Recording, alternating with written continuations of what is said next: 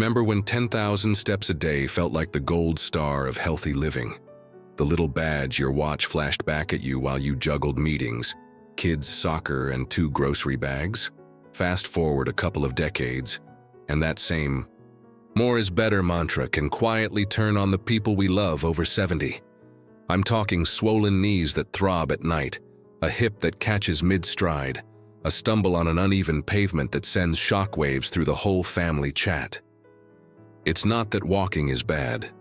It's that piling on miles in later life can expose joints, bones, and balance systems already carrying decades of wear.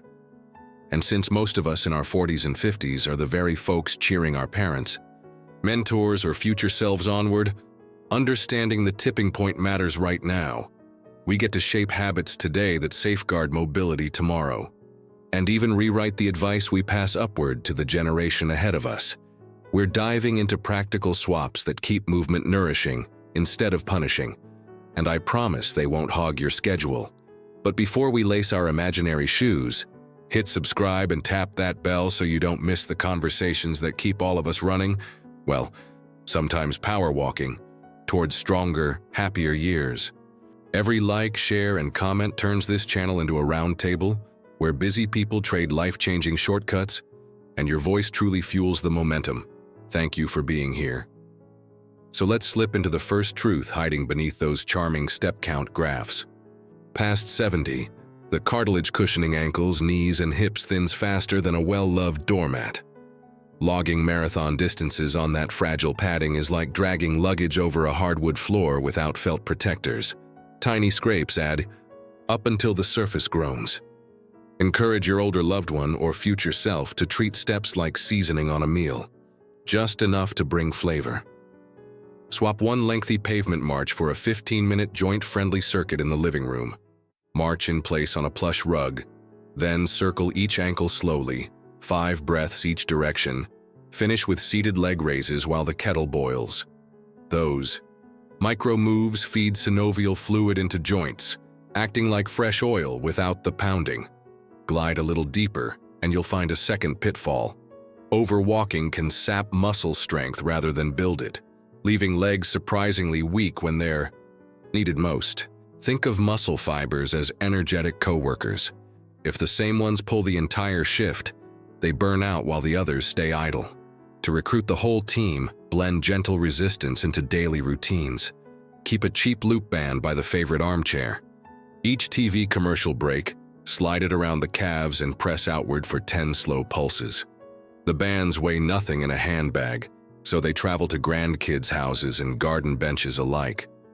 Layering this whisper of strength training over lighter step counts guards against the dreaded "I almost couldn't get out of the car" moment that too many seniors accept as inevitable. Notice how joint care and balanced muscle work already. Shift the focus from endless mileage to smart, tailored motion. Let that idea rest softly in the background as we continue our conversation. Because the moment fatigue creeps into an older walker's stride, balance starts playing hide and seek, our third hidden snag. Picture a 75-year-old friend taking her usual loop around the block, rhythm steady, but on lap number 4. Her ankles wobble, shoulders tense, and the sidewalk tilts ever so slightly in her vision. She doesn't notice the shift until a toe catches an uneven slab, that heart-stopping gasp you've heard on the phone more than once. Excess mileage drains the tiny stabilizer muscles in the feet and core, the ones that fire like miniature shock absorbers when a pebble rolls under the sole. By the 4th lap, they're dozing, which means one misstep can snowball into a hip fracture that rewrites an entire retirement. There's a graceful antidote. Weave balance drills into moments already baked into the day. Invite your parent, or yourself 40 years from now, to brush teeth while standing on one foot for 10 seconds, then switch sides. The bathroom counter sits right there for support if needed. Confidence grows quietly, and stabilizers wake up refreshed for the next booting. Add another layer by closing the eyes for the last 2 seconds. Vision is a crutch we lean on. Teaching the inner ear to steer without it pays dividends when dusk dims the walking trail. Over time, you'll notice strides land softer, lighter, like a well-tuned violin string instead of a frayed guitar chord. That softness matters because our bodies don't just move, they recover. Which brings us to the fourth piece of the puzzle. Relentless step goals can spike inflammation the way late-night emails spike stress. Past 70, immune systems don't bounce back overnight. A hard push today can echo as swollen joints and sleeplessness tomorrow. The key is rhythm. Encourage a walk-rest-restore pattern that honors the body's slower repair cycle. Think 20 minutes of leisurely strolling punctuated by benches where deep belly breaths fill the lungs all the way to the lower ribs. While seated, roll the shoulders back, lift the chest. Let gravity drain tension from neck muscles that clench during forward gazing. Those 2-minute pit stops act like mini spa breaks for connective tissue, flushing waste products and inviting fresh nutrients in. If benches are scarce, use nature's props. Lean gently against a tree, palms pressed to bark, feel the pulse in your wrists settle, or rest a hand on a sturdy fence while bending one knee to stretch the quad. Recovery woven into the outing keeps inflammation in the green zone, making tomorrow's movement feel inviting rather than obligatory. And for those of us clocking work hours and family logistics now, practicing this rhythm ourselves lays muscle memory we can call on decades later, because burnout doesn't wait for gray hair before it knocks. Each of these shifts, protecting, balance, honoring recovery, quietly reframes the story from endless steps to intentional movement. Let that reframe sink in, like warm tea spreading through a chilled mug, while we pause for a breath together. And as the steam clears, you might notice a deeper truth bubbling up. Our bodies crave variety, the way taste buds crave more than plain rice. That's the fifth snag with clock-punching step goals. Walking uses the same stride, same impact angle, same muscle chain on repeat.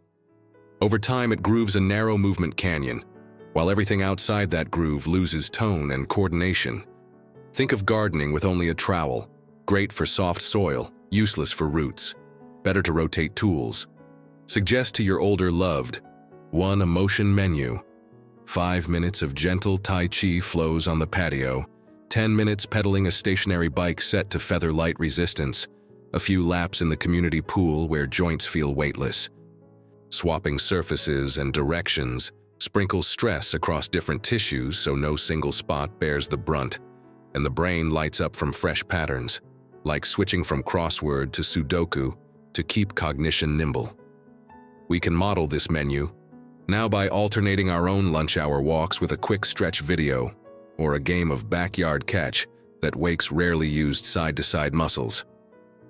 While variety guards the bigger structures, the small ones underfoot can still cry for help if mileage keeps climbing, which brings us to the sixth hidden danger. Foot strain masquerading as harmless soreness. Past 70, the fat pads on the soles thin out, and the plantar fascia, those fibrous bands spanning heel to toes, lose spring. Add too many concrete miles, and the fascia tightens like an overwound guitar string, sending hot stabs through. Every morning step. Swap marathon sidewalks for micro-mobilizations. Before shoes go on, roll each arch over a tennis ball for 20 slow breaths, then flex and point the toes as if pressing imaginary piano pedals. Quality shoes with rocker. Bottoms can offload pressure, but the daily foot wake-up drill is the real hero, coaxing blood flow and elasticity back into those loyal shock absorbers. Midlifer bonus.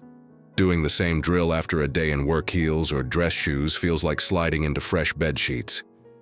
Together, these shifts, movement variety and foot care, expand the toolkit far beyond a single metric on a wristband.